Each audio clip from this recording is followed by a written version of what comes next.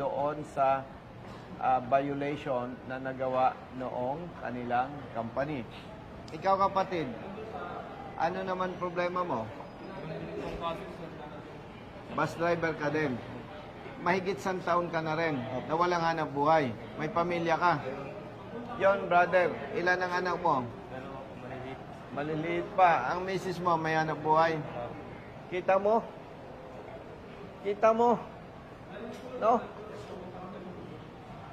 Mahigit 100 taon nang walang hanap buhay kasi ang kanyang talento pagmamaneho ng bus. Mahigit 100 taon nang walang hanap buhay, may 2 anak na maliliit. Asawa niya, walang hanap buhay. Alam mo, manhid ka pag hindi uminit ang ulo mo. No? Nakakaperwisyo. Pero, gusto kong banggitin, Brother Matt, itong Republic Act 10930, kasama ang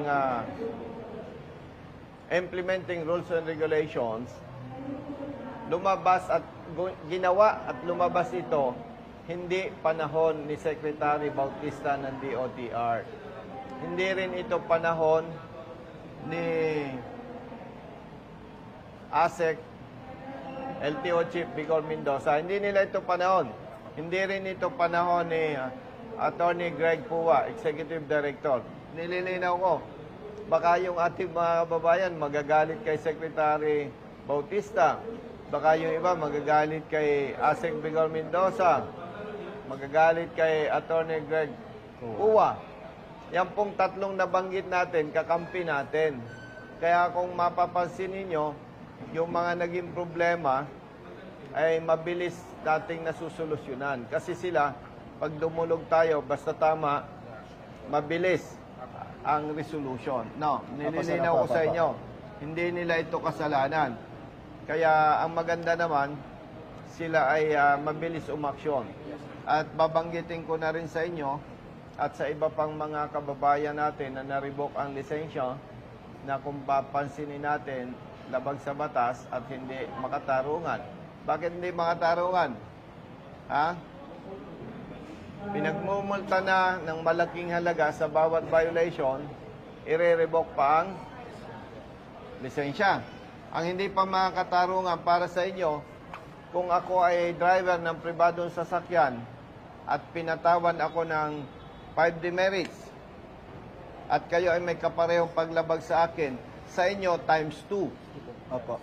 5 times 2, that is 10. Ay, anong pagkakaiba kung ako ay may paglabag, driver ng pribado at kayo na bus driver?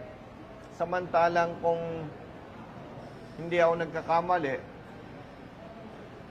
kung bilang ng aksidente ang pag-uusapan, mas marami ang involvement ng private vehicles kumpara sa bus. Tama kaya? Opo, sir. Tama po yan, sir. Oo, hindi naman ibig sabihin, kaharap ko sila, bias tayo, Brother Matt, no? Ibig ko sabihin lang, dapat maibigay sa taong bayan yung tunay na serbisyo publiko, hindi perwisyo. No?